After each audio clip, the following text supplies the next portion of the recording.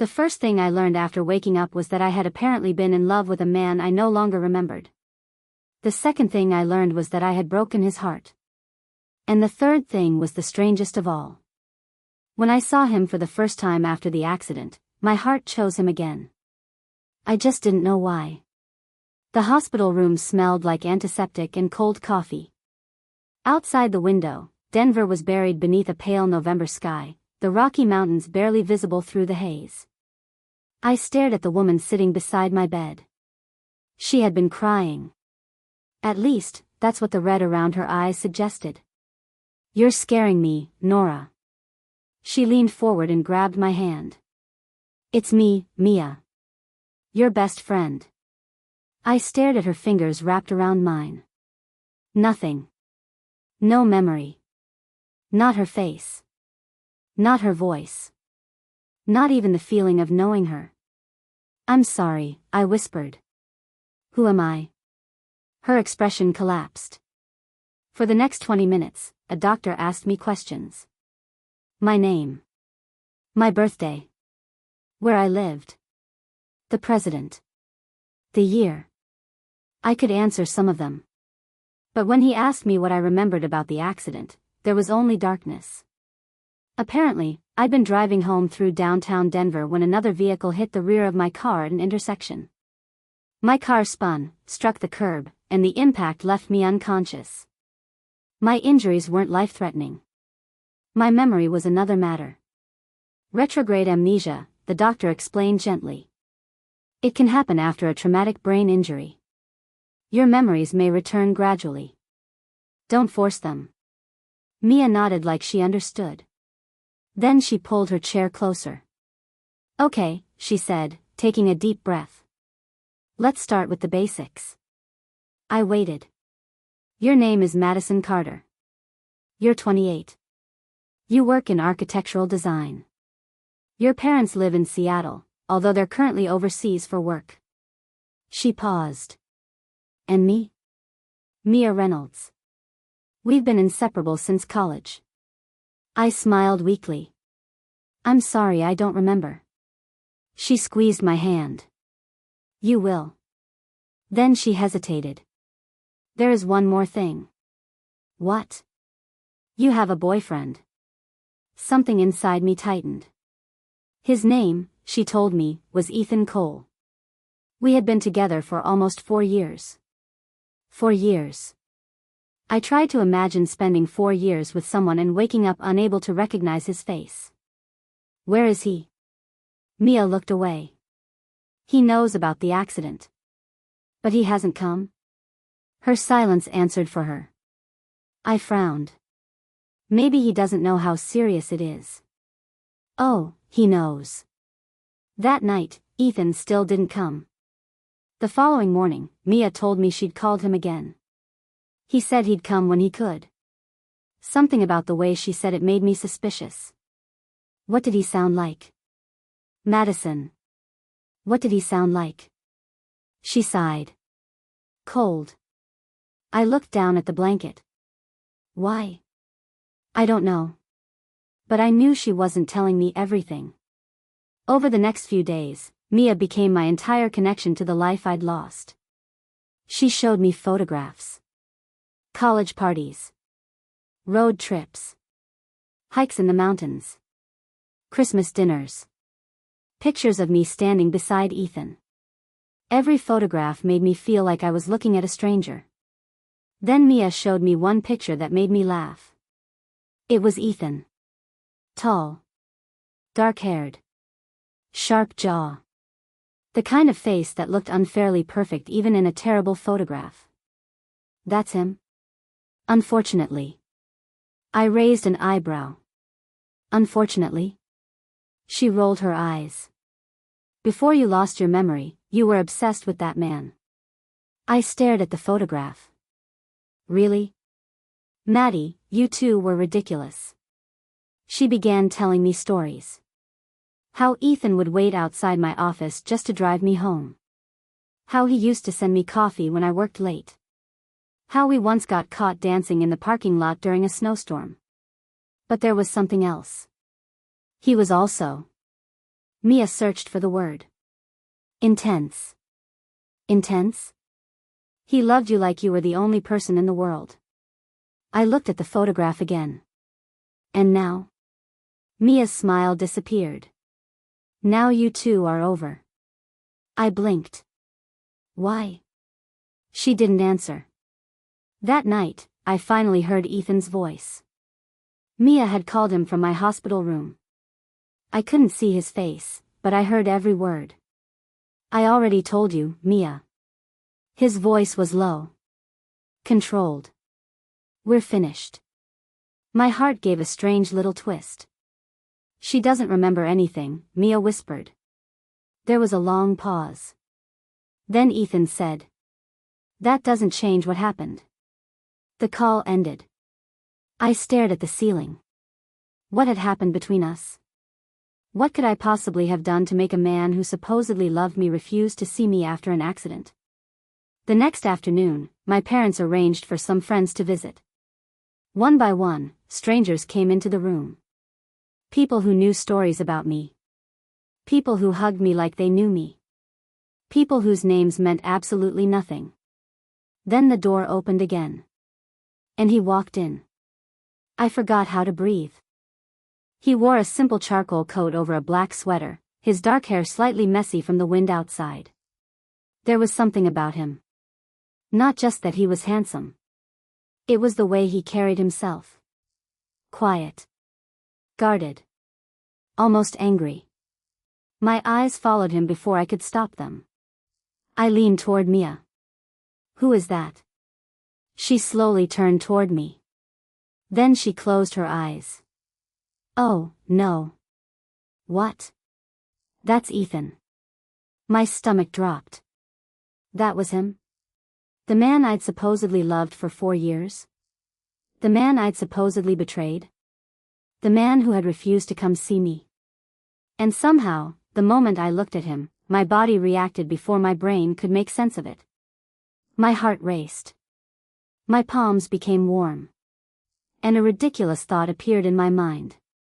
I wanted him. Not because I remembered him.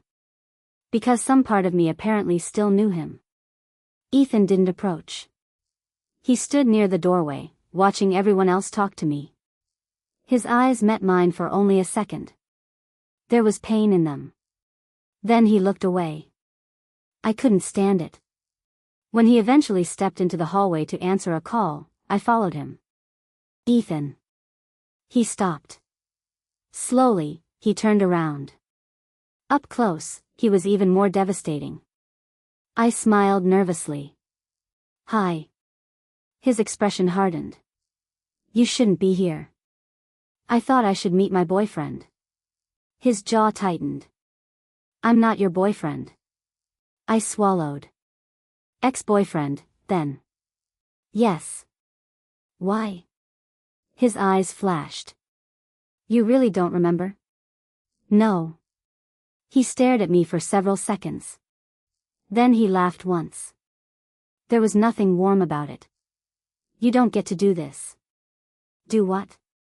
Act like none of it happened. I don't remember it. My voice cracked. For the first time, something in his expression shifted. Pain. Real pain. But it vanished almost immediately. I know. I stepped closer.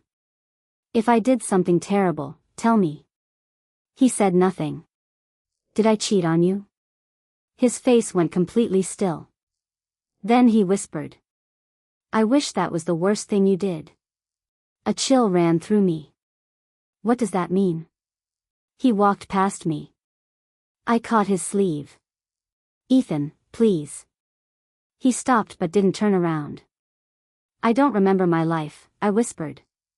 Everyone keeps telling me who I was. What I did. Who I loved. I let go of his sleeve. But when I look at you. He finally turned. I swallowed hard. I don't know what happened between us. His eyes met mine. But I know I still feel something. For a second, neither of us moved. Then Ethan gently pulled his sleeve from my fingers. That's the problem, Madison. He walked away. I stood alone in the Denver hospital hallway, watching the man I was supposed to hate disappear around the corner. And for the first time since waking up, I had a terrifying thought. Maybe losing my memory hadn't erased the truth. Maybe it had erased the lie. Because if Ethan really hated me, why did he look at me like losing me had nearly destroyed him? Before we jump back into the story, do me a quick favor and hit that like button if you're enjoying it so far. Make sure to subscribe and turn on the notification bell, because you won't want to miss the next incredible story waiting for you. Now, let's get back to the story. I was discharged from the hospital 3 days later. The doctor told me to rest, avoid stress, and give my brain time to recover. Unfortunately, nobody had explained how to rest when your entire life had been replaced by questions. Mia drove me back to her apartment in Capitol Hill. My own apartment was apparently still being sorted out, whatever that meant. I sat in the passenger seat, staring through the window as Denver passed by. The streets looked familiar in the strangest way. I knew what a street was. I knew what a traffic light was. I knew the shape of downtown. But none of it belonged to me. Mia kept talking. Mostly about Ethan. He wasn't always like this, she said. Like what? Cold. I looked at her. You said he loved me. He did. Then why did we break up? Mia tightened her grip on the steering wheel. You really don't remember anything?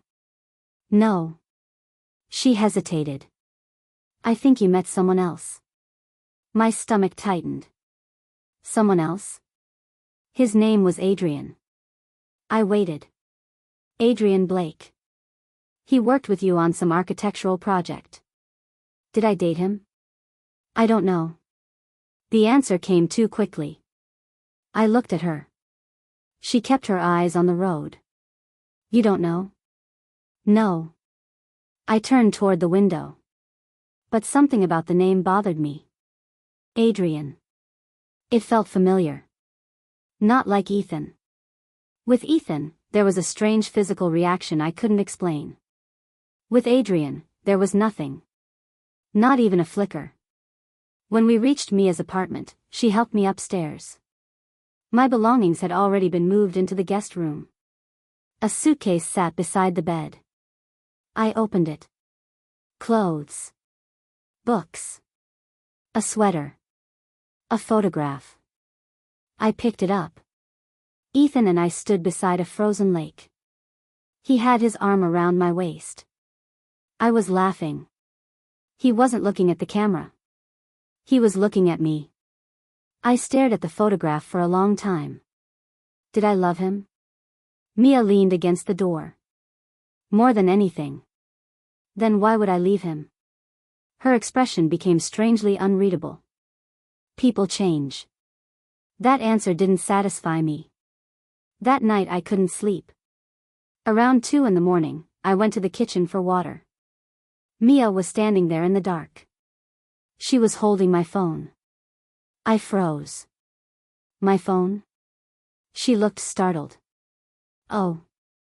She quickly placed it on the counter. The police returned it. I picked it up. The screen was cracked. But it still worked. Why didn't you give this to me before? You were overwhelmed. I stared at her. Right. I unlocked it. Most of the data had been erased or corrupted. Photos were gone. Messages were gone. But there was one thing left. A recording. The file was damaged, but the title was visible. Important, do not delete. My pulse quickened. I pressed play. Static. Then my own voice. Faint. Terrified. If you're hearing this. The recording cut out. I stared at the screen. Mia immediately stepped forward. That's probably corrupted. Maybe. She reached for the phone. I pulled it away. I'll have someone recover it. Her face changed. Only for a second. But I saw it. Fear. Madison, you don't need to obsess over this. I wasn't. You've just had a traumatic accident. I know. I smiled. But I'm starting to think I should remember why I recorded it. She said nothing. The next morning, I received a message. From Ethan. Come get your things. That was it. No hello. No explanation. Just 6 words. Mia offered to come with me. I agreed. His apartment was downtown, in a modern building overlooking the city. The moment I stepped inside, something strange happened. I knew where the kitchen was. I knew where the hallway led. I knew which door opened into the bedroom. My body remembered things my mind didn't. Ethan stood near the window. He didn't look at me. Your things are packed. I glanced around. This feels familiar. His shoulders stiffened. You lived here. For 4 years? Almost. I looked at him. Why did I leave? You already asked me that. I don't remember your answer. He turned. You left because you said you couldn't stand being with me anymore. The words hurt more than they should have. Did I say that? Yes. Why? He looked away. Ask yourself. I almost laughed. I can't. Silence. Then I noticed a photograph on the bookshelf. It showed Ethan and a woman. She had long blonde hair and pale skin. They were standing close. Very close. My heart sank. Who's she? Ethan followed my gaze. His expression changed instantly. That's Claire. Your girlfriend? His eyebrows shot upward. No. Then who? My sister. I stared at the photograph. She looked beautiful. And strangely familiar. Before I could ask anything else, the apartment door opened. A woman stepped inside. She was wearing a white coat, her blonde hair tied loosely behind her head. She stopped when she saw me. Her eyes widened. Madison? I looked at Ethan. He had gone completely pale. Claire, he said quietly. She stared at me for several seconds. Then she walked straight toward me. You survived. I frowned. Of course I survived. Claire looked at Ethan. He gave her a warning glance. She immediately stopped talking. Something was wrong. Very wrong. How do you know me? I asked. She hesitated. We've met. Where? She looked at Ethan again. He stepped forward. Claire isn't feeling well. She should go home. I'm fine. No, you're not. Their exchange felt rehearsed. Like there was a conversation happening underneath the one I could hear. Claire finally looked at me. I'm sorry. For what? She didn't answer. She left. I turned to Ethan. What was that? Nothing. She looked like she'd seen a ghost. He said nothing. I stepped closer. Did something happen to me before the accident? His jaw tightened. Yes. What? You don't want to know. Maybe I do. He stared at me. Not yet. I hated that answer. But before I could argue, my phone rang. It was Mia. I answered. Where are you? At Ethan's. Her voice changed. Why? I'm getting my things. There was a pause. Madison, leave. Why? Just trust me. I looked at Ethan. He was watching me carefully. What are you afraid I'll find? Mia didn't answer. The call ended. I lowered the phone. Ethan noticed my expression. What did she say? She told me to leave. He looked almost amused. That sounds like Mia. What does that mean? She always liked controlling the story. My heart skipped. What story? He didn't answer. Instead, he walked to a cabinet and pulled out a small box. He placed it on the table. This belongs to you. I opened it. Inside were letters, photographs, a necklace, and an envelope with my handwriting on it. My fingers trembled as I opened it. There were only 3 words. If I forget.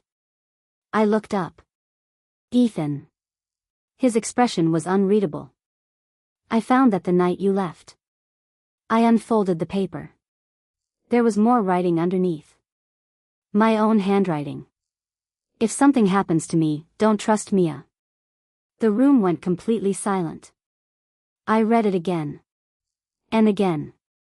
My hand started shaking. Ethan's face changed. Now you understand why I didn't tell you. I looked at him. Why didn't you? Because the last time I tried to warn you, you accused me of trying to control your life. I stared at the note. Did I write this before the breakup? Yes. How long before? 2 days. My heart began pounding. 2 days before I'd supposedly decided to leave Ethan. 2 days before I'd supposedly fallen for another man. 2 days before the accident. I looked at him. What happened 2 days before? Ethan's eyes darkened. You discovered something. What? He took a slow breath. You discovered that someone had been using your work credentials to access confidential files. I stared at him. Who? He didn't answer immediately. Then he said a name. Adrian Blake. The name I'd heard from Mia. The man she claimed I might have been involved with. I felt suddenly cold. Did I know? You were beginning to. And then? You disappeared. I disappeared? From my life. His voice cracked slightly. You told me you needed space. I looked down at the note. If I forget. Don't trust Mia. My entire body felt numb. Ethan. He stepped closer. I don't know what happened after that, Madison. But? His eyes met mine. But I know one thing. What? Your accident wasn't random. My breath caught. How do you know? He looked toward the window. Because someone tried to make sure I never found out what you discovered. And then his phone rang. He looked at the screen. His expression changed. It was the first time I'd seen genuine fear on his face. Who is it? He didn't answer. The phone rang again. Finally, he picked up. Hello? He listened. Then his face went completely white. What do you mean she's missing? I froze. Who? Ethan slowly looked at me. Claire. The woman in the white coat. His sister. The woman who had looked at me like she knew exactly what had happened. She had disappeared. And suddenly, I wasn't sure whether she had been protecting me. Or warning me. Before we jump back into the story, do me a quick favor and hit that like button if you're enjoying it so far. Make sure to subscribe and turn on the notification bell, because you won't want to miss the next incredible story waiting for you. Now, let's get back to the story. Claire was found 6 hours later. She hadn't been kidnapped. She hadn't been hurt. She had simply checked herself into a private medical clinic outside Aurora without telling anyone. But the reason she had gone there made my blood run cold. She was receiving an experimental treatment. A treatment connected to the research Ethan's family had been funding for years. And apparently, someone wanted that research buried. Ethan drove us to the clinic. Neither of us spoke much. I sat in the passenger seat, staring at the mountains in the distance. Every few minutes, a strange image flashed through my mind. A dark parking garage. Rain. A man's voice. Then nothing. I pressed my fingers against my temple. You okay? I'm fine. You don't look fine. I keep seeing things. Ethan's hands tightened around the steering wheel. What things? I don't know. I closed my eyes. A parking garage. He went completely still. Anything else? A man. Who? I don't know. The image vanished. I opened my eyes. Ethan was staring straight ahead. You know something. I know you've been trying to remember. That's not what I asked. He didn't answer. We reached the clinic just after sunset. Claire was sitting in a private room, wrapped in a gray blanket. The moment she saw me, she started crying. I'm sorry. I frowned. Why does everyone keep apologizing to me? Claire looked at Ethan. She deserves to know. Ethan's expression hardened. Claire. No. She shook her head. We've hidden enough. I sat down.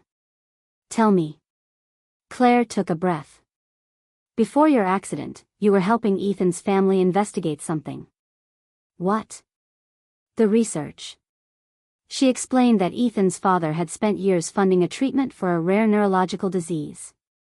Claire had been one of the first patients to participate in the trial. The results were promising. Too promising. A competing pharmaceutical company stood to lose billions if the treatment became widely available. Someone had begun stealing research files. At first, everyone assumed it was industrial espionage. Then they discovered that the stolen documents had been accessed using my credentials. My credentials. But I didn't steal anything. We know, Ethan said. How?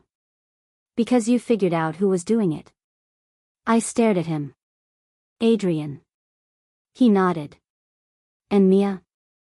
Neither of them answered. That silence told me enough.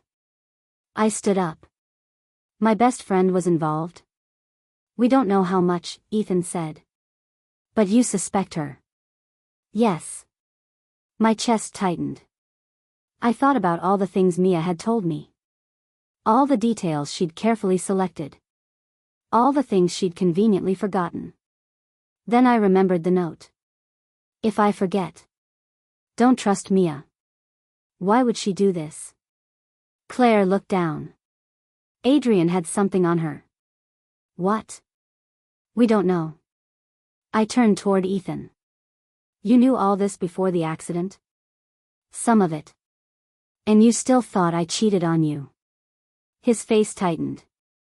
I didn't know about the accident connection. You believed those photographs? Yes. Why? He looked away. Because they looked real. I laughed bitterly. So you trusted photographs more than me. I trusted what I saw. And you never asked me? I did. What did I say? You told me to leave you alone. I froze. He continued quietly. You said you were tired of pretending to love me. My heart sank. I said that? Yes. Why? I don't know. He looked at me. That's what I've spent months trying to understand. A strange pressure built behind my eyes. Then suddenly. A memory. A restaurant. Ethan sitting across from me. His hands shaking. A phone on the table. A voice recording playing. My own voice. Don't trust anyone. Not even me if I tell you everything is fine. I gasped. The room disappeared. For 1 second, I wasn't in the clinic anymore. I was somewhere else. A parking garage. My car. A shadow approaching. Someone was standing behind me. I heard my own voice. Why are you following me? Then a man's voice. You should have stayed out of this. I turned. I couldn't see his face. Then headlights. A violent impact. Glass. Metal. Darkness. I collapsed. Ethan caught me before I hit the floor. Madison. I could hear him calling my name. But another voice was louder. My own. Adrian. I opened my eyes. Adrian. Ethan went pale. What? He was there. At the accident? I nodded. I think so. Claire immediately called the police. But before they arrived, my phone buzzed. Unknown number. One message. Stop digging. A second message arrived. You survived once. Don't make us regret that. Ethan took the phone from my hand. His face became terrifyingly calm. You're staying with me. No. He looked at me. I'm not asking. I almost argued. Then I saw the fear in his eyes. Not anger. Fear. For me. We left the clinic through a side entrance. Ethan took me to a hotel near Union Station instead of his apartment. Why here? Because I don't know who has access to my building. I sat on the edge of the bed. You think they can find me? I think they already did. He placed his phone on the table. I've hired someone. A lawyer? A private investigator. For what? Everything. I stared at him. You've been investigating this? Since your accident. Why? He gave me a tired smile. Because I didn't believe you would just disappear from my life. My throat tightened. You said we were over. We were. Then why? Because I was angry. He sat across from me. I thought you had betrayed me. He looked down. But when I heard about the accident, I came to the hospital. My heart skipped. You came? Every night. I stared at him. Mia told me you didn't. I know. Why didn't you come inside? He looked at the floor. Because I didn't think you wanted me there. How could you know? I didn't. His voice was quiet. I was a coward. For a moment, neither of us spoke. Then he continued. I sat in that hospital waiting room every night. I remembered something. A chair. A window. Someone sitting alone. My eyes widened. I've seen you. What? In my dreams. He stared at me. I keep seeing a man sitting near a window. His expression softened. That was me. My heart began pounding. The memories weren't gone. They were buried.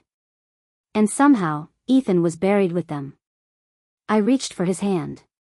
He hesitated before taking mine.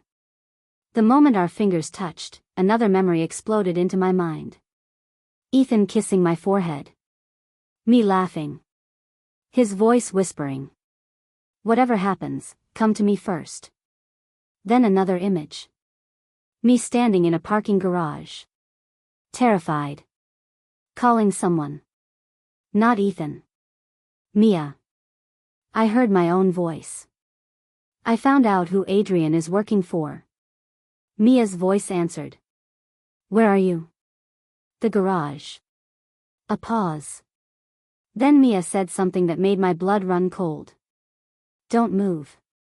The memory vanished. I pulled my hand away. Ethan. What? I called Mia from the parking garage. He nodded. Okay. I told her where I was. His expression changed. What did she say? She told me not to move. Silence. And then? Someone came. Ethan stood. Who? I don't know. He reached for his phone. I need to call the investigator. But before he could, the hotel room door rattled. Once. Twice. Then someone tried to open it. Ethan stepped in front of me. Stay behind me. The handle moved again. Then stopped. A piece of paper slid underneath the door. Ethan waited. Finally, he picked it up. 3 words were written across it. Ask Mia why. I stared at the paper. Ethan looked at me. Neither of us spoke. Then my phone rang. Mia. I answered. Madison? Her voice was trembling. Where are you? I didn't tell her. Instead, I asked the question that had been waiting inside me since I woke up. Mia. She went silent. Why did you tell me not to trust Ethan? Another silence. Then she whispered. Because he wasn't the person you needed to fear. I frowned. Then who? Her breathing became uneven. Madison, listen to me carefully. What? Before your accident, you found out something about Adrian. I know. No. Her voice cracked. You didn't just find out what he was doing. She paused. You found out who was paying him. My stomach dropped. Who? Mia began crying. Then she said a name. A name that made Ethan's face change the instant I repeated it. His father's name. The man who had been funding the research. The man everyone believed was trying to save Claire. The man who had supposedly been on our side all along. Ethan stared at me. That's impossible. But Mia was still crying on the phone. No, Madison. Her voice became barely audible. That's why you had to forget. Before we jump back into the story, do me a quick favor and hit that like button if you're enjoying it so far. Make sure to subscribe and turn on the notification bell, because you won't want to miss the next incredible story waiting for you. Now, let's get back to the story. For several seconds, neither Ethan nor I moved. I could still hear Mia breathing on the other end of the phone. Say it again, Ethan whispered. Mia started crying harder. I can't. You just accused my father of ordering an attack on Madison. I didn't say that. You implied it. I said he was involved. Ethan's face had gone completely blank. How? Mia didn't answer. I took the phone from Ethan. Mia, you need to tell me everything. I can't do this over the phone. Then where? There's a storage unit. My heart began beating faster. What storage unit? The one you rented before the accident. I looked at Ethan. He immediately shook his head. Don't go. Mia continued. You put everything you found there because you didn't trust anyone. Where is it? She gave me an address. Then she said something that made my stomach twist. Madison, if you find the blue folder, don't open it there. Why? Because if Adrian knows you found it, he'll come after you. The call ended. Ethan took a deep breath. We're not going. We are. Absolutely not. It's my life. And that's exactly why I'm not letting you walk into a storage unit that someone may have been watching for months. I stared at him. Then come with me. He didn't answer. I knew he'd lost the argument. 2 hours later, we were driving toward an industrial area on the outskirts of Denver. The sun was setting behind the mountains. The storage facility looked abandoned. Rows of metal doors stretched beneath flickering lights. Ethan parked near the entrance. We stay together. Agreed. And if anything feels wrong, we leave. Agreed. He unlocked the gate. Unit 317 was at the end of the row. My hands trembled as I entered the code. The lock clicked. The door rolled upward. Dust filled the air. Inside were boxes. Dozens of them. Photographs. Documents. Hard drives. Old notebooks. And a desk. I walked toward it. There was something familiar about the room. Then I saw the handwriting on one of the boxes. Mine. Project North Star. Ethan stared at it. What is North Star? I don't know. I opened the box. Inside were copies of research documents. Names. Dates. Financial records. Payments. One company appeared again and again. Halcyon Biomedical. Ethan frowned. That's one of our competitors. I pulled out another document. It showed a series of payments made through shell companies. The final recipient was a consulting firm. And beneath it was a signature. Richard Cole. Ethan's father. Ethan stared at the page. No. I handed him another document. Then another. The evidence was everywhere. Money had been transferred. Research had been stolen. People had been paid. And someone had been trying to stop Claire's treatment from moving forward. Ethan sat down. My father wouldn't do this. I looked at him. Maybe he didn't know. He shook his head. His signature is here. Signatures can be forged. He looked at me. Why are you defending him? I'm not. I pointed toward the documents. We need proof. Then I found the blue folder. It was hidden beneath a loose panel at the bottom of the desk. I reached for it. Ethan grabbed my wrist. Mia said not to open it here. I looked around the empty storage unit. Then where? He thought for a moment. Somewhere secure. We packed everything we could carry. As we stepped outside, I noticed something. A black SUV was parked across the street. The headlights were off. I stopped. Ethan. He followed my gaze. The SUV started moving. Get in. We ran.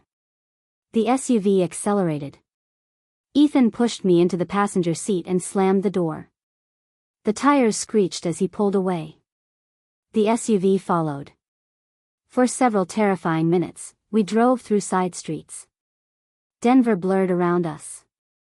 Finally, Ethan turned sharply into an underground parking garage. He killed the headlights. We waited. The SUV passed the entrance. Then disappeared. I let out the breath I'd been holding. Ethan looked at me. You okay? I nodded. Then I noticed blood on his sleeve. You're hurt. It's nothing. It is not nothing. He had scraped his arm when he pushed me into the car. I reached for the first aid kit. As I cleaned the wound, he watched me. You used to do that. Do what? Take care of me. I looked at him. Apparently I was good at it. You were. A faint smile appeared on his face. For the first time since my accident, I saw the man from the photographs.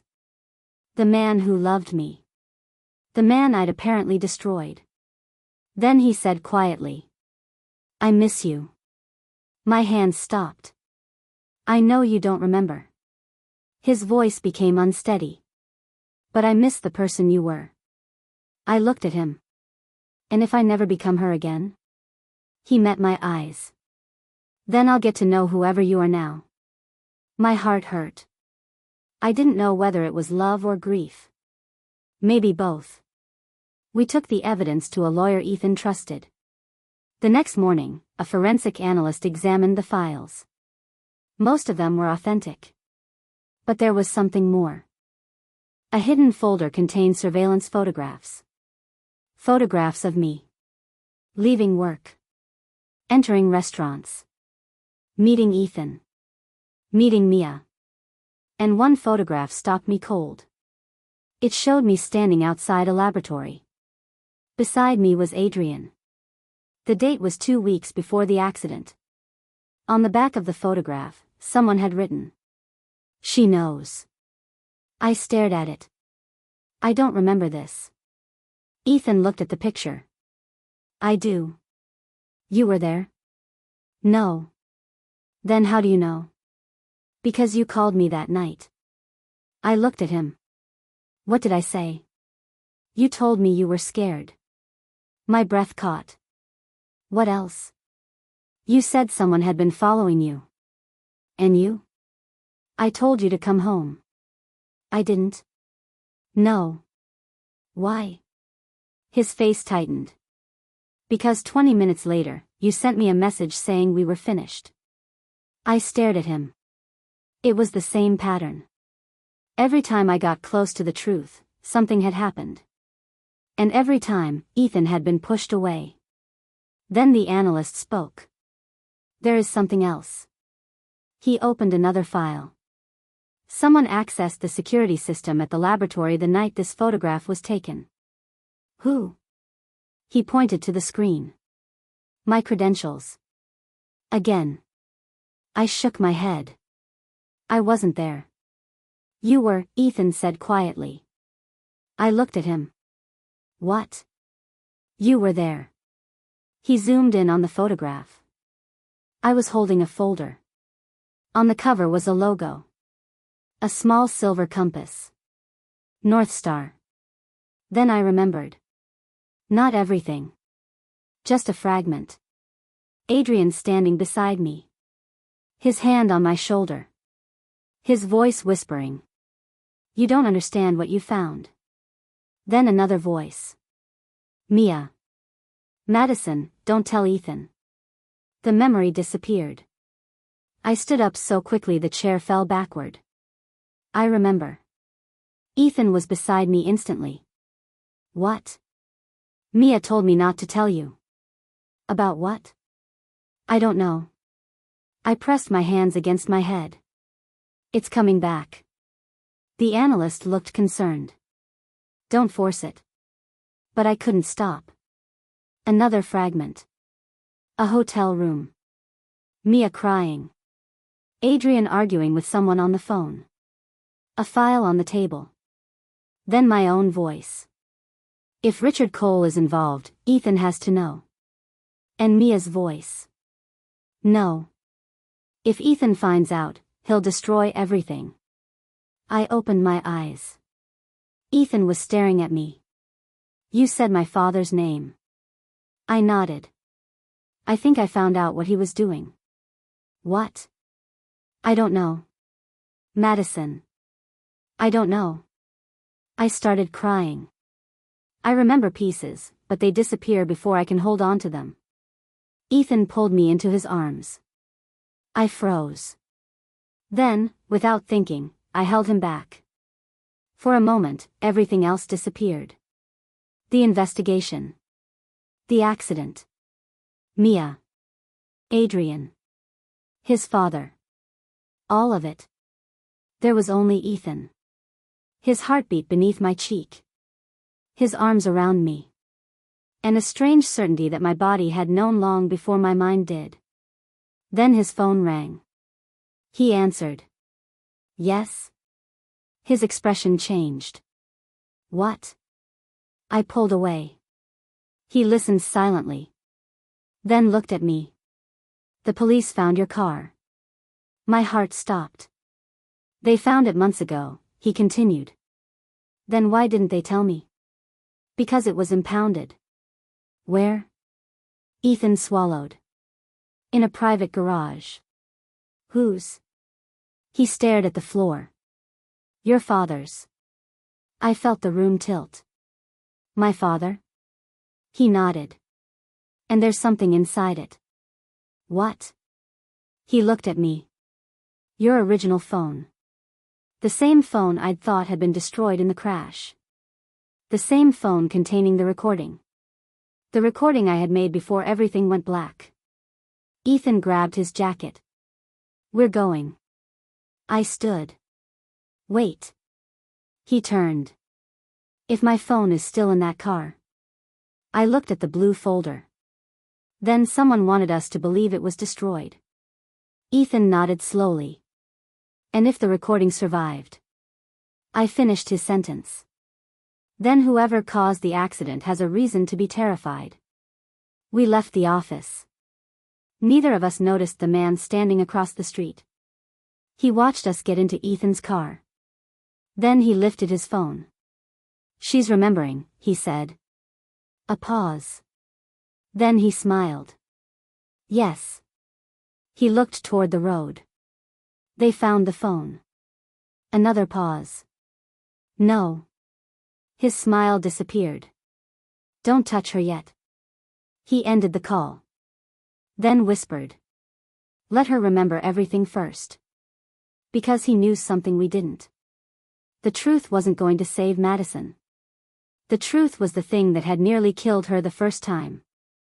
Before we jump back into the story, do me a quick favor and hit that like button if you're enjoying it so far. Make sure to subscribe and turn on the notification bell, because you won't want to miss the next incredible story waiting for you. Now, let's get back to the story. The garage was almost empty when we arrived. It belonged to a private towing company, but the police had sealed off one section after recovering my car. A detective was waiting for us. "Ms. Carter." I nodded. "Is my car really here?" "Yes." He looked at Ethan. "Mr. Cole." They exchanged a brief glance. Then the detective led us inside. My car sat beneath a white cover. Even covered, I recognized it. My stomach twisted. The detective pulled the cover away. The windshield was cracked. The driver's side was crushed. There were still dark marks along the hood from the accident. I stared at it. Something inside my head screamed. Not a thought. A sensation. Fear. Pure, instinctive fear. I stepped backward. Ethan caught my arm. "Madison? I've been here before." "At the garage?" "No." I looked at the car. "Before the accident." The detective frowned.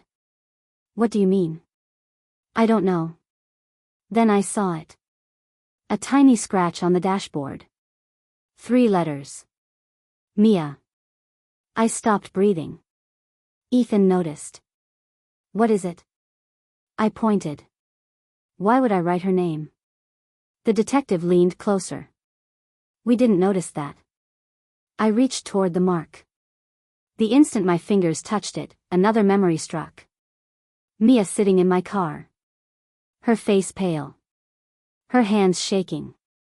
Me shouting. "You lied to me." She was crying. I didn't have a choice. Then Adrian appeared. He opened the driver's door. "Madison, get out." I heard my own voice. "No." He leaned closer. "You don't understand who you're dealing with." Then darkness. I gasped.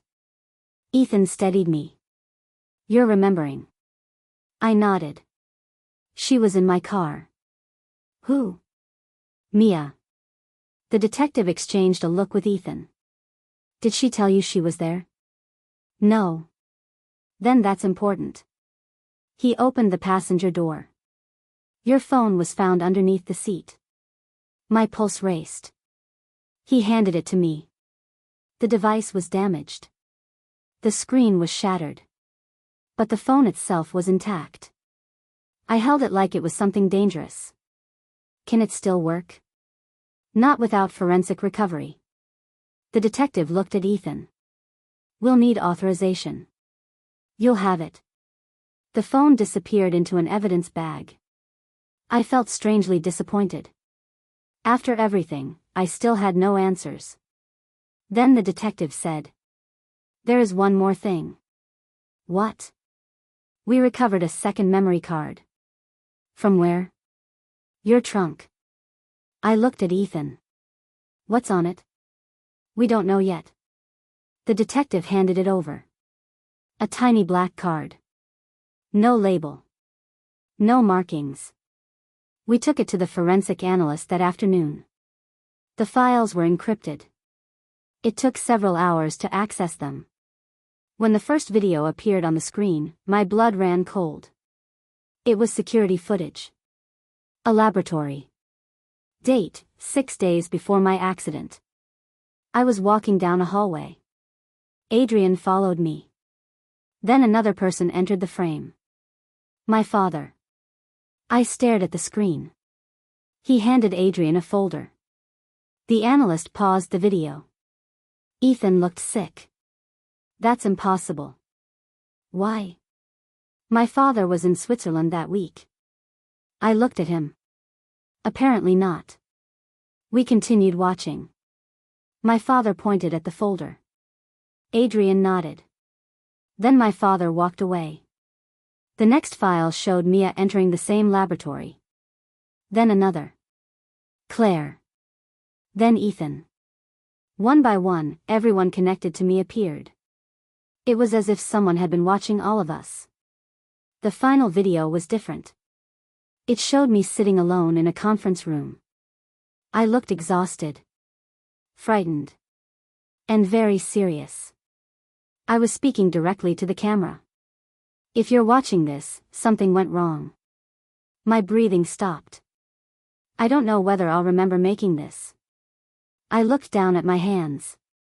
But if I don't, I need you to understand something. The screen went black for a second. Then I looked directly into the camera.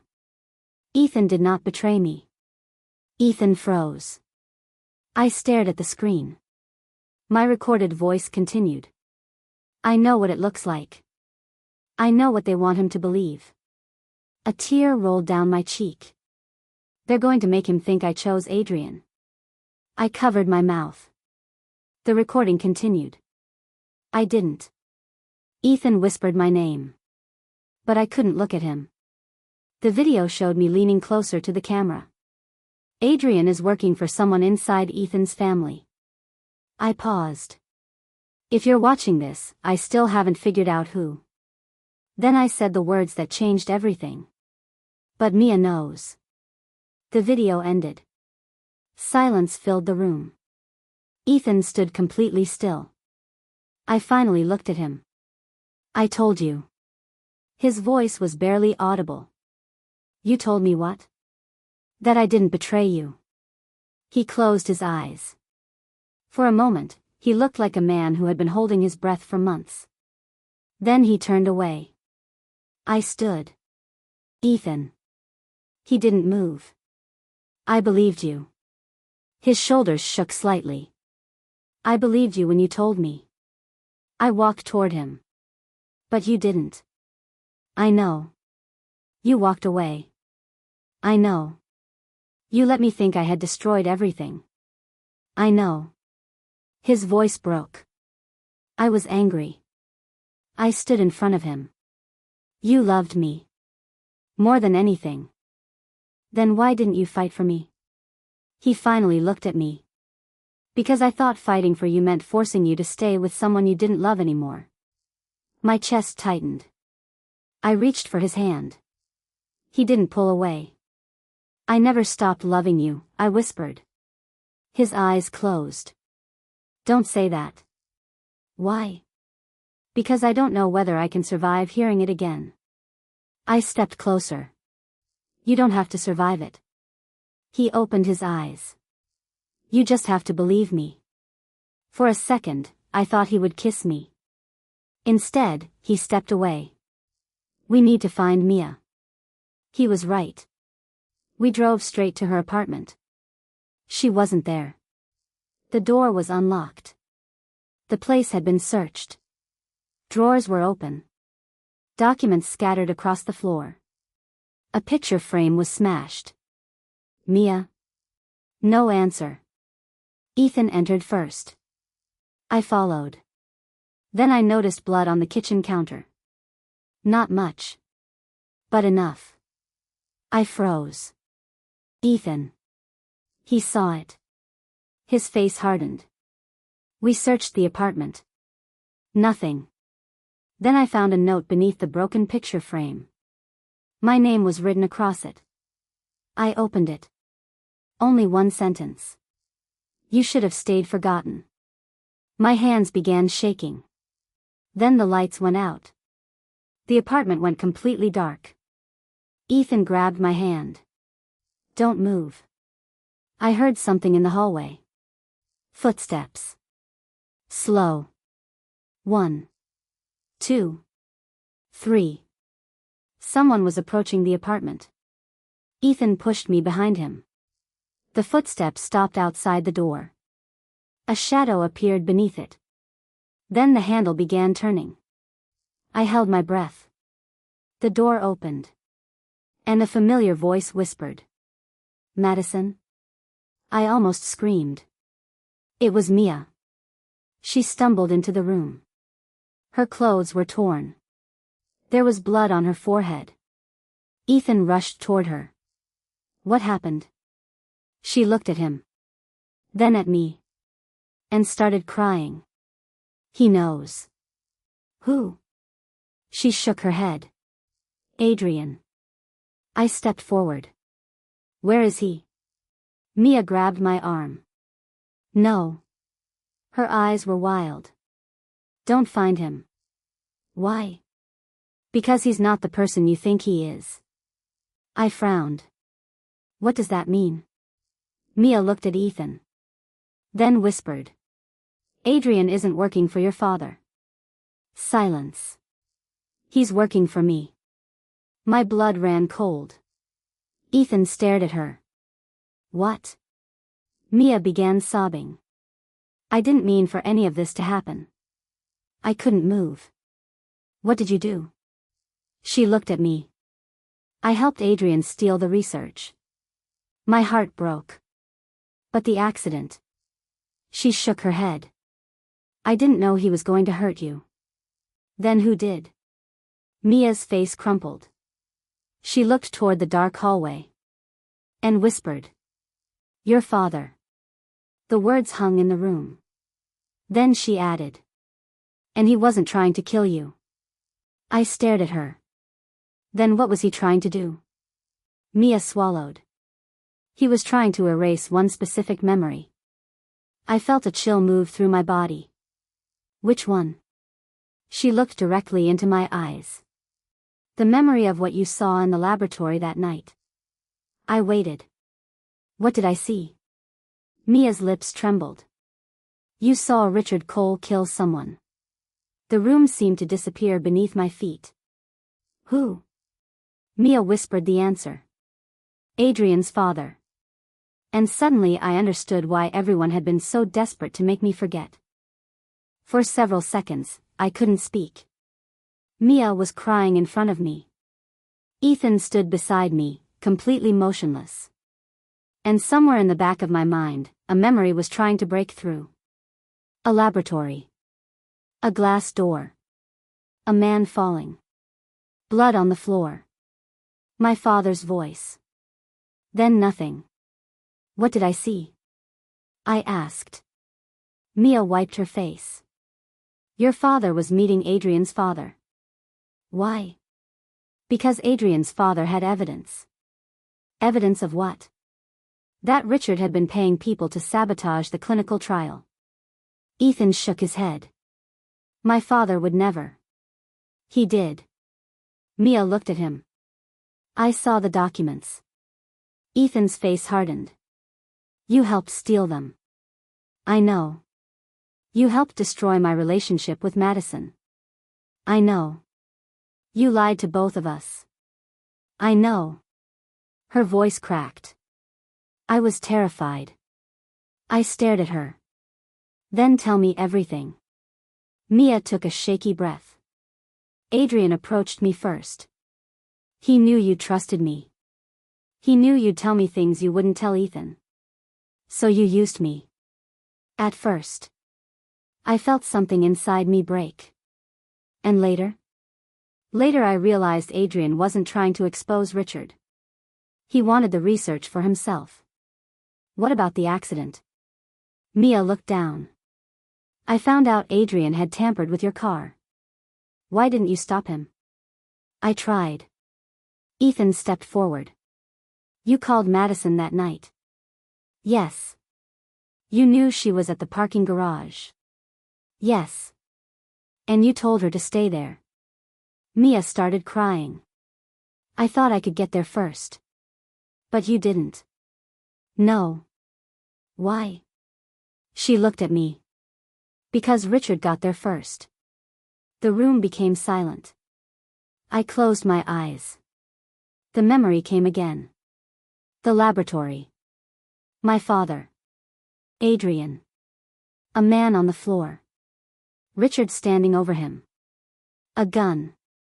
I opened my eyes. I remember. Ethan immediately turned toward me. What? The laboratory. My hands were shaking. I was there. Mia nodded. I know. I saw my father. Yes. He had a gun.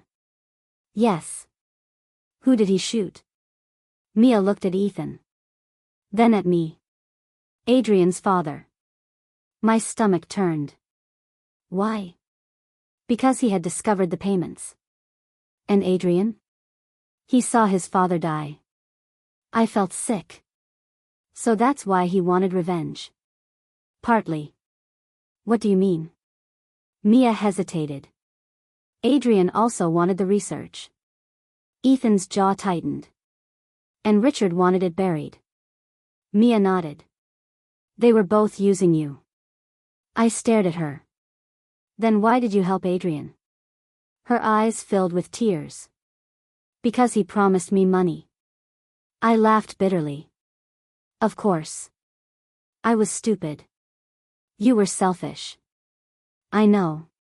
You almost got me killed. I know. I turned away. For the first time since waking up, I understood why the old me had written that note. Don't trust Mia. But there was something else.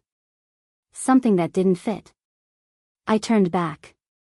You said Richard caused the accident. Mia nodded. Yes. But Adrian tampered with my car. She froze. Yes. So who actually caused the crash? She didn't answer. I stared at her. Mia. Her silence was enough. Ethan noticed it too. You don't know. She looked at him. I know Adrian sabotaged the brakes. Then Richard didn't need to do anything. No. Mia shook her head. That's not what happened. What? She swallowed.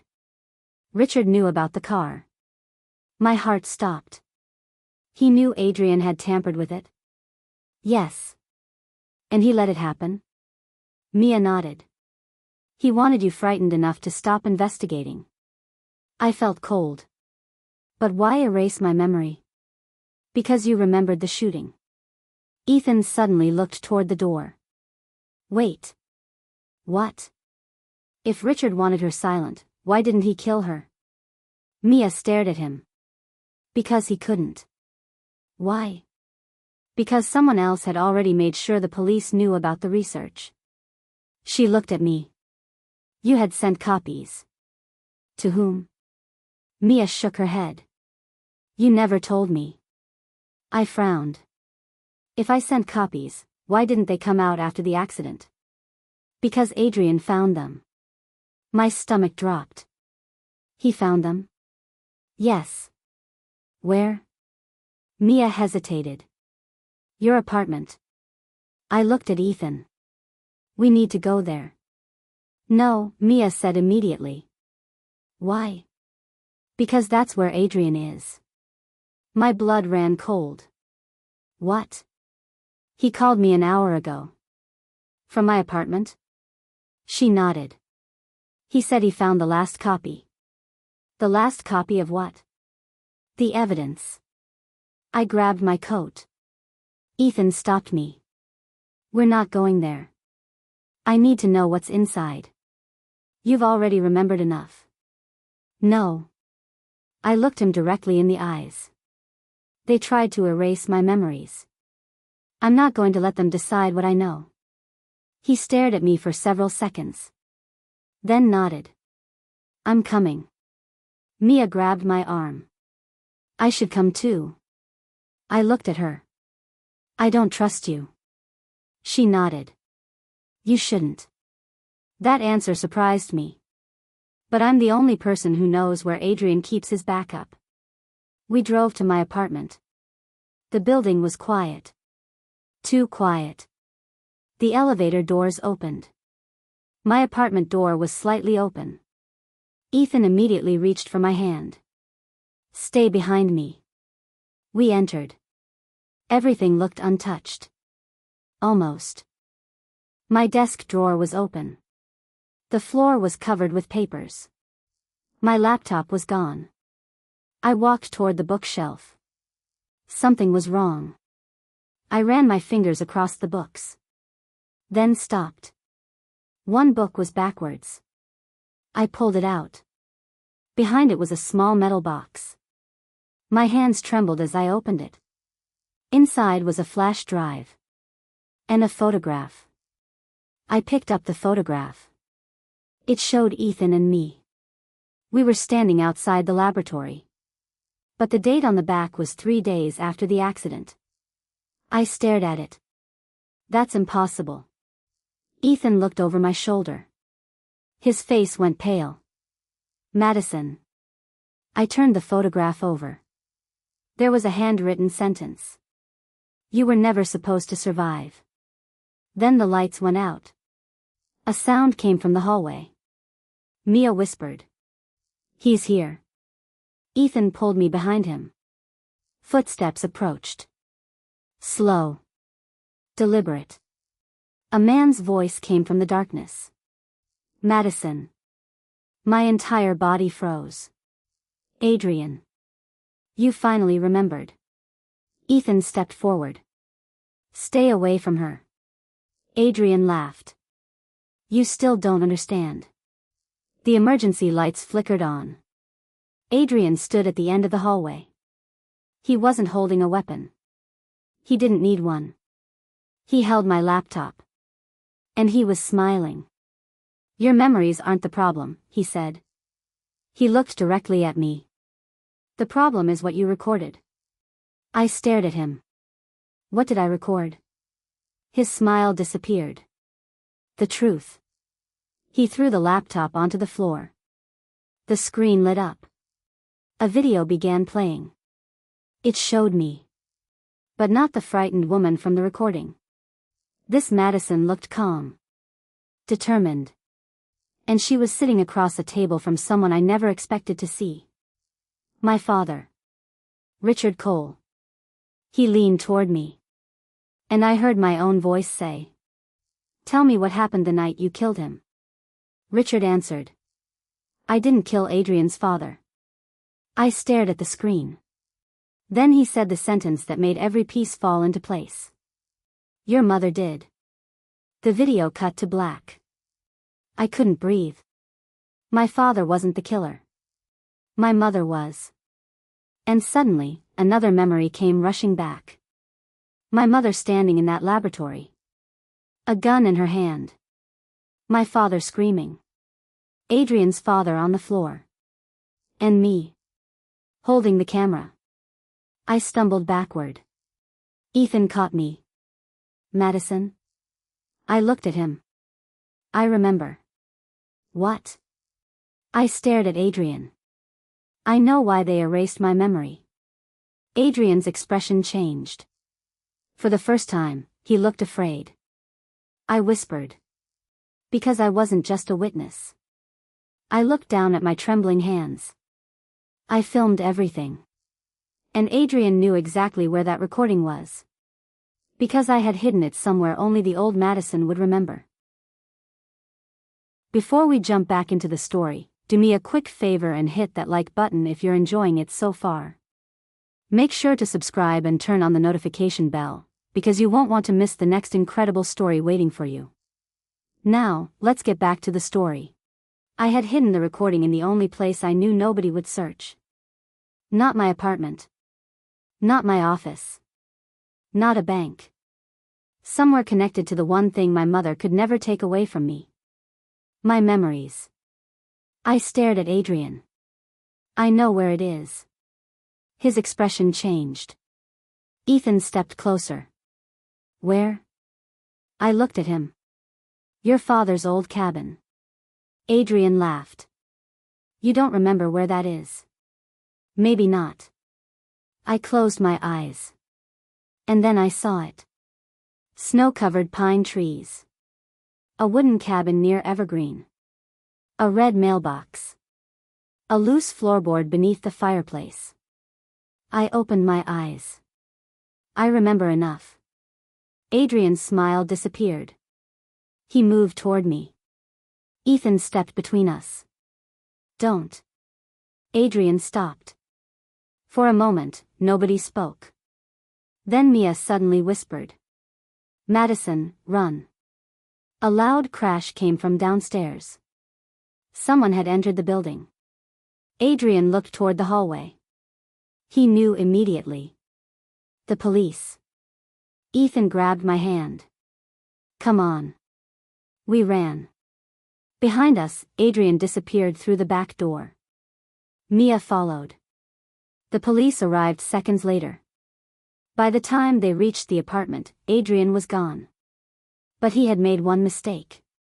He left the laptop behind. And on it was everything we needed. Emails. Bank transfers. Encrypted messages. Photographs. The entire operation. The evidence proved Adrian had manipulated my car. It proved Mia had helped him access confidential files. It proved Richard Cole had paid Adrian's associates to suppress the research. And it proved my mother had been involved in the original shooting. But there was one piece still missing. The recording. We drove to the cabin before sunrise. Snow had started falling. The road through the mountains was nearly empty. Ethan drove. I sat beside him, staring through the windshield. Do you remember anything else? Pieces. Are you scared? Yes. He reached across the center console. I took his hand. At least I'm not alone. He smiled faintly. You never were. When we reached the cabin, I walked straight toward the fireplace. I lifted the loose floorboard. Nothing. My heart dropped. It's gone. Ethan crouched beside me. Think. I closed my eyes. Then another memory came. My mother standing in this exact room. She was crying. I was holding the camera. She looked at me and said, "If you ever want to understand why I did it, watch the recording." Then she placed something in my hand. A key. I opened my eyes. The key. What key? I searched the room. Then noticed the old wooden clock above the fireplace. I pulled it down. Behind it was a small metal safe. The key fit. Inside was a memory card. And a letter. My hands shook as I opened it. It was from my mother. I read it silently. She confessed everything. Richard had discovered that she had been secretly helping researchers continue the treatment. He threatened to expose her involvement. When Adrian's father discovered Richard's financial scheme, my mother confronted him. The argument became violent. She fired the gun. She hadn't planned to kill him. But she did. I had witnessed it. I had filmed it. And afterward, my mother begged me to erase the footage. I refused. Instead, I hid it. My mother wrote that Richard later discovered I'd kept a copy. That's when he ordered Adrian to frighten me. Adrian sabotaged my car. Richard knew. He did nothing. They expected the accident to destroy the evidence and my memory. They almost succeeded. I put the letter down. Ethan was standing beside me. Your mother. She killed him. He didn't say anything. I looked at the memory card. Let's watch it. The recording was 12 minutes long. It showed the laboratory. My mother. Richard. Adrian's father. The argument. The gunshot. Everything. But there was one final part. After the shooting, Richard turned toward the camera. He knew I was filming. He looked directly into the lens. And he said, "If Madison keeps this, she'll destroy all of us." The recording ended. Ethan stared at the screen. We have them. I nodded. Yes. But before we could call the police, my phone rang. Unknown number. I answered. Madison. Adrian. Where are you? I didn't respond. He laughed softly. You found it. Yes. You think this ends everything? No. His voice became colder.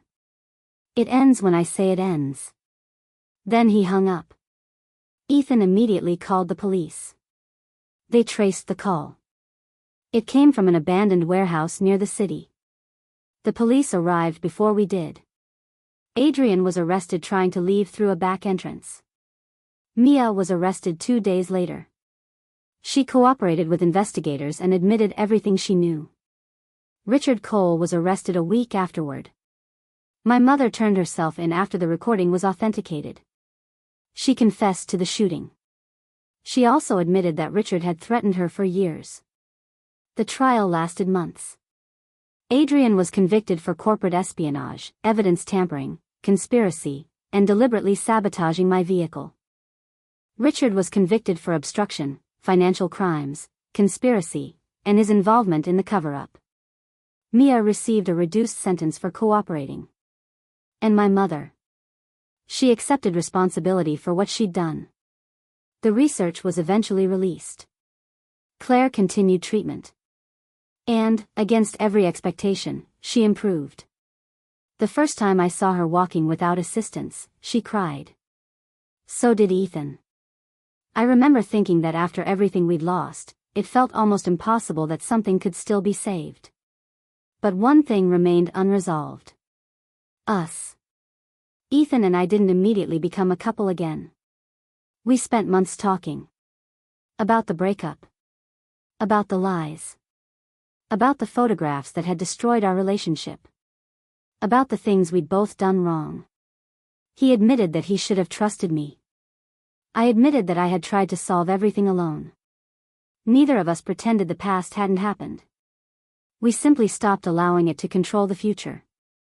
One evening, almost a year after the accident, Ethan took me to a restaurant overlooking downtown Denver. The city lights glittered below us. He looked nervous. Why are you looking at me like that? I have a question. Okay. If your memories never came back completely. He paused. Would you still choose me? I smiled. I already did. He looked confused. I mean. I know what you mean. I reached across the table. When I woke up, I didn't remember your name. He laughed softly. I remember. I didn't remember our first date. I remember. I didn't remember our first kiss. That one was terrible. I laughed. You said it was romantic. I lied. I squeezed his hand. But I remembered something else. What? How I felt when I saw you. His smile faded. You were a stranger. Exactly. I looked into his eyes. And I still wanted to know you. He was silent. So maybe I didn't fall in love with the man I remembered. I leaned closer. Maybe I fell in love with you. His eyes became wet. You have no idea how long I've wanted to hear that. I think I do. He stood and walked around the table. Then he held out his hand. Come with me. Where? You'll see. We walked outside. The Denver night was cold. Snow had begun falling again. He drove us toward the mountains. When we arrived at the cabin, I stared at it. The same place where the final piece of my past had been hidden. Ethan opened the door. Inside, there were candles. Photographs. And dozens of small memories from our relationship. A coffee cup from our first date. A ticket from our first concert. A photograph of us laughing in the snow. Things I had forgotten. Things I might never remember. He turned toward me. I don't want you to recover your memories just so you can love me again. My eyes filled with tears. I want you to make new ones with me. He reached into his pocket. There was a small ring. Not extravagant. Just simple. Beautiful. I can't promise we'll never hurt each other again. I smiled through my tears. But I can promise I'll never stop choosing you. I looked at the ring. Then at him. Are you proposing? I'm asking if you'll give me another chance. I laughed. You already had 4 years. Then give me 40 more. I stepped into his arms. Okay. He kissed me. And for the first time, I didn't wonder whether I remembered that kiss. I didn't care. Because it belonged to us now. My memories eventually returned. Not all of them. Some remained blurry forever. But I stopped being afraid of that. Because I finally understood something. Memory isn't the same thing as love. You can lose every photograph. Every name. Every date. Every moment you thought defined you. And still recognize the person your heart chooses. Ethan had been my past. Then, after I lost everything, he became my present. And somehow, against all odds, he became my future too. I had forgotten the man I was supposed to hate. But when I met him again with a completely empty mind, I chose him anyway. Not because I remembered loving him. Because I loved him before I remembered why. And maybe that was the most honest kind of love there was. I lost my memories. I lost my past. I lost the life I thought I knew. But I never lost myself. And when everything was finally over, I realized something that no one could ever take from me again. They had erased my memories. They had tried to rewrite my story. They had tried to make me believe that the man I loved was my enemy. But they couldn't change the one thing that mattered. When given the chance to choose again, I chose Ethan. Twice.